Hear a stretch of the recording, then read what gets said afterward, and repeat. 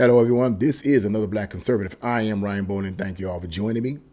What I want to talk about in this video is something that happened last night on my job that just goes to show you how that liberal politicians and their policies are so detrimental that they have a negative effect on police officers doing their jobs.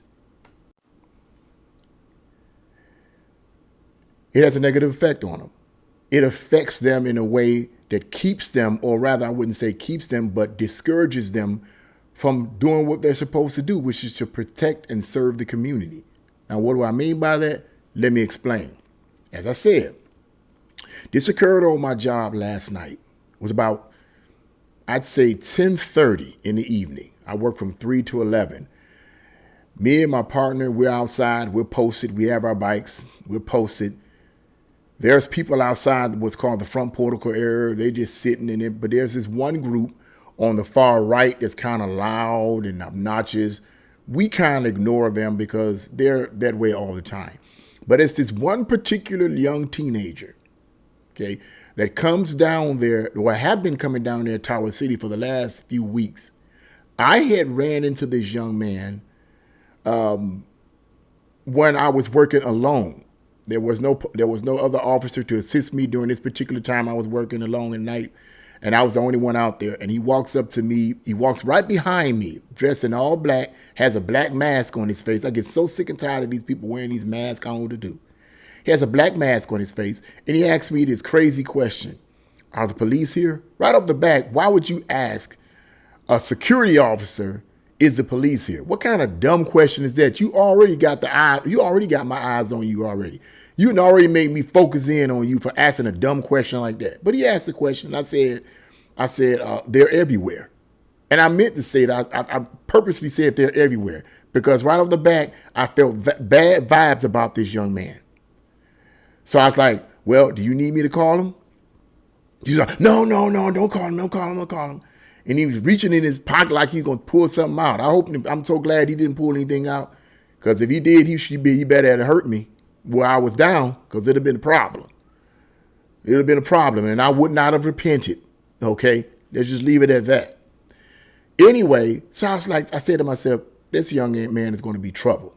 He's going to be trouble. I could feel it. I could see it in his face. His eyes he had this look in his eyes, and I could feel the spirit coming from him. He had this nasty spirit that made my stomach tie knots, and I said, he's going to be trouble. So when my partner came in the next following day, I told him the same thing. I said, when this young teenager came around, just follow me down the Yellow Brick Road here.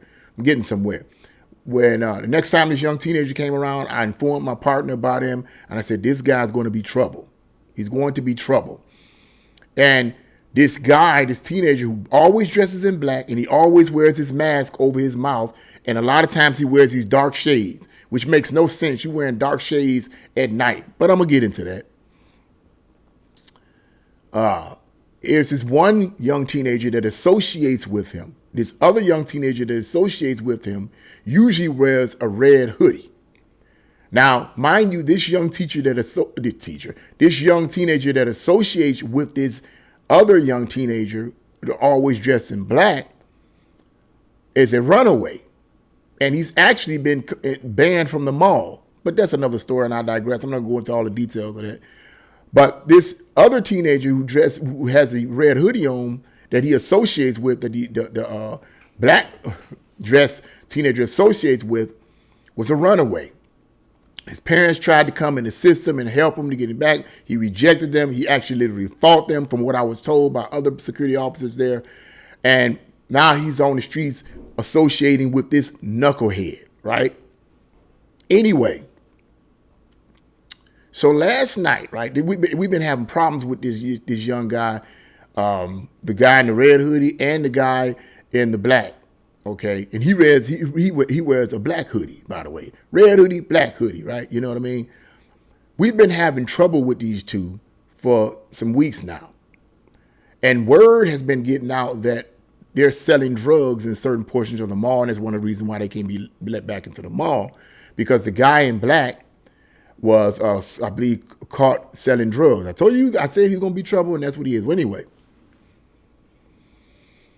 Last night, as I said, I want to give you a little background about this guy. So last night, as me and my partner was posted outside, we hear it's like 10:30 at night. It's almost time to go. Okay. Everything's running relatively smooth. And what do we get? We get screaming and hollering on the opposite side. The opposite side, to the right side of the front, what is known as the front portico of Tower City, is Jazz Casino. But outside Jazz Casino, they have a pavilion that a lot of the homeless people used to lay up under. They closed that Jazz Casino closed that area down because they got tired of people who wanted to come to the casino, not afraid to come to the casino because all the homeless people was laying down there pooping and peeing and robbing people. So they just closed that section down. Well, anyway, me and my partner hear someone screaming and hollering, like coming up from the right. Like, what in the world's going on here? So we kind of lean forward a little bit. We look to the right, and lo and behold, it's our boss. It's our, what we call a shift manager. He's coming down the street. Now, this guy, our boss, this is one of our bosses. I'm not gonna give his name, but he's not military, but he was raised in a military family, and he works out. So even though he's kind of heavy set in terms of his stomach, you can tell he works out. This man got arms on him, right? And because was raised in the military, he has this demeanor about himself where he doesn't tend to get too emotional, But yet this particular time, we heard him screaming and hollering and cussing somebody out, coming back from what was known as shift exchange, because the shift exchange that he had just done was at the Higbee building, which was across the street from Tower City. The Higbee building is associated with Tower City, which is owned by Bedrock. But that's a whole nother story. I just want to give you the information there. So after he had completed shift exchange, he comes across the street. Me and my partner hear our boss screaming and hollering and cussing someone out. We look down and said, what in the world's going on here? At first, we didn't know exactly who it was. But then we looked, and it was him coming down the street.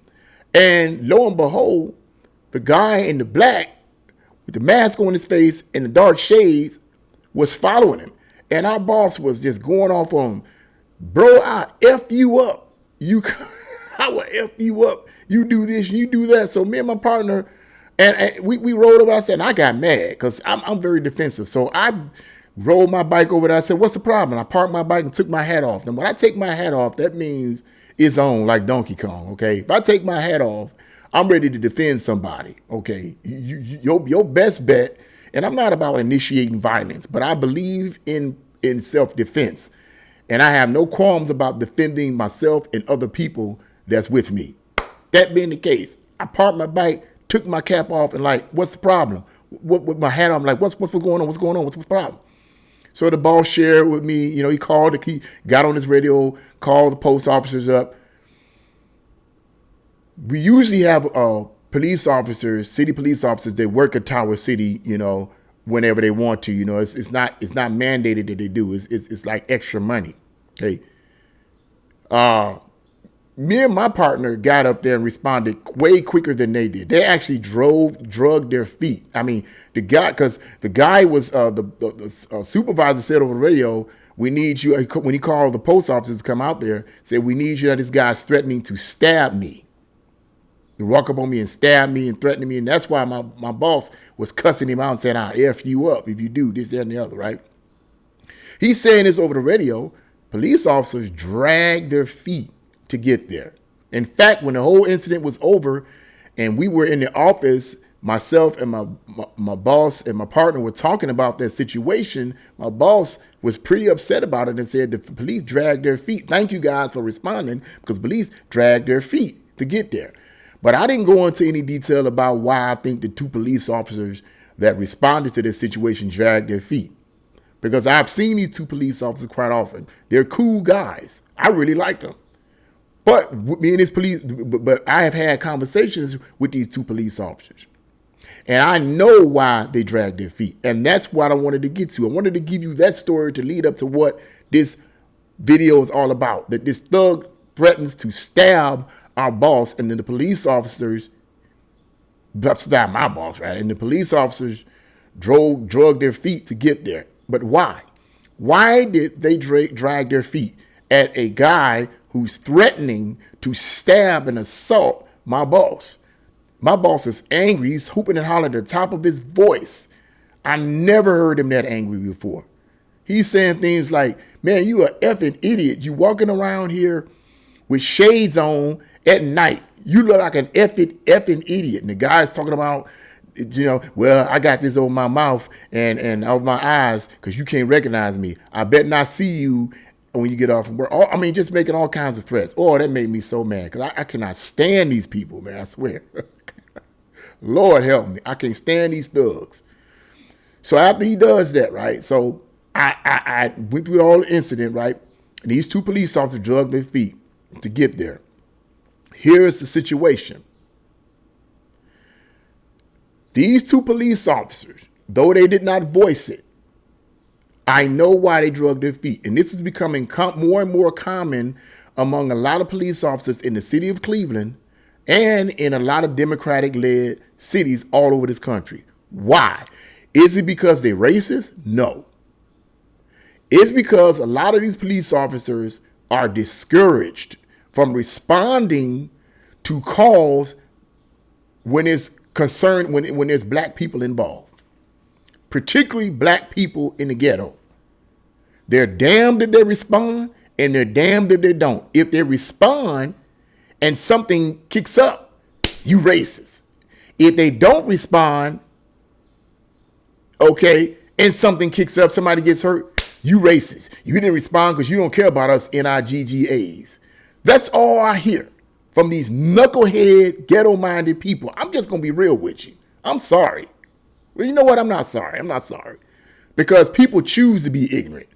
You don't have to be ignorant. You choose to be ignorant. But this is what they say all the time. So the police officers drag their feet when it comes to responding to these kind of incidents. Now, all the police officers that work at Tower City where I work at do not do that. Some of them will be right on it. But some of these guys get discouraged when it comes down to this kind of stuff. And not only that, one of the reasons why they get discouraged to responding to these type of threats and situations and they drag their feet is because they know that if they do arrest this person for assault, because in the state of Ohio, when you make threats like that, that's considered assault. You can go to jail for it. But it doesn't matter. You want to know why it doesn't matter? Because even if they were to arrest this teenager who's been a known drug dealer, who's been in trouble for several weeks, even if they arrest him, they're going to let him back out. Why? Because the mayor of our city, who is a progressive Democrat, hired a progressive DA, district attorney, who on the wrist all the time with these common criminals in our city. So their idea is, man, what's the point?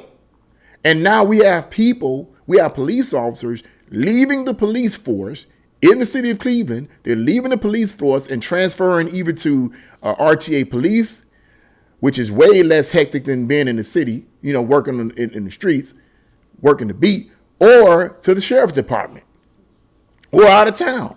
And I hear them talking. They're getting tired. They're getting discouraged in part because of these liberal mayors and liberal city councils and liberal DAs who feel sorry for criminals and give them a pat on their wrist because, they're oppressed. Poverty drives these people to crime. Poverty drives these people. Systemic racism and slavery drove them to. That stuff is played out. That is a lie from the pits of hell. Because if that's the case, then people like Thomas Sowell and Walter Williams was raised in poverty. But look at him. Walter Williams has since passed some years ago, but he became a renowned economist. Thomas Sowell, I don't even need to give you information on him. If you've never heard of Thomas Sowell, then you haven't been watching my videos enough. Okay? I put his books up on the side just to give you a glimpse of who this man is. Considered to be one of the most greatest intellectual minds in the past century in America. Now, that's saying something. Okay? But they were raised in impoverished situations. But look at how they turned out. It's a matter of what you choose. And when people choose to be ignorant and they suffer the consequences for it, that's what happens. That's why I don't personally feel sorry for people who choose to be ignorant when there are ways to gain knowledge to help them change their life, but they choose to be ignorant. I don't feel sorry for them. I don't feel sorry for the consequences they suffer. I'm not going to ask God for forgiveness for that because I don't need to. Because the book of Proverbs in the first chapter talks about people who ignore the wisdom and knowledge of God. Read it for yourself. It says, how long will you simpletons ignore knowledge? In other words, you know what a simpleton is? Simpleton is in the Bible? A dummy, an ignorant person.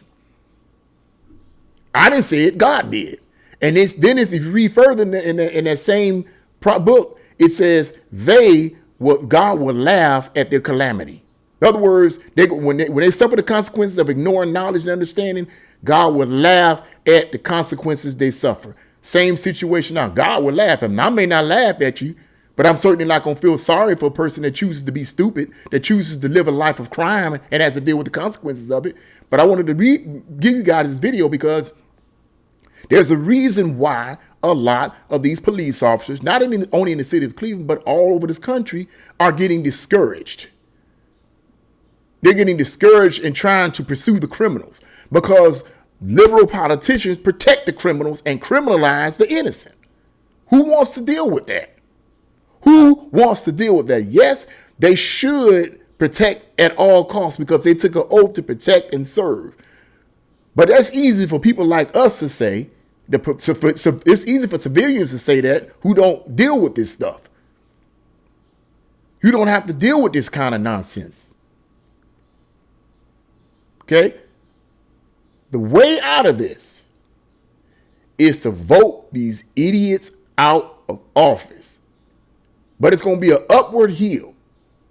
It's going to be an upward fight, rather, because a lot of people are so blinded by the leftist, liberal mainstream media, leftist, liberal music, leftist, liberal professors and teachers in the school systems that's pumping their head full of this victim mentality. And you're not responsible for being a fool. You're not responsible for committing these crimes. Poverty drove you to do that. Systemic racism drove you to do that. When you know deep in your own mind, consciously, that you're doing what you're doing because you know you can get away with it.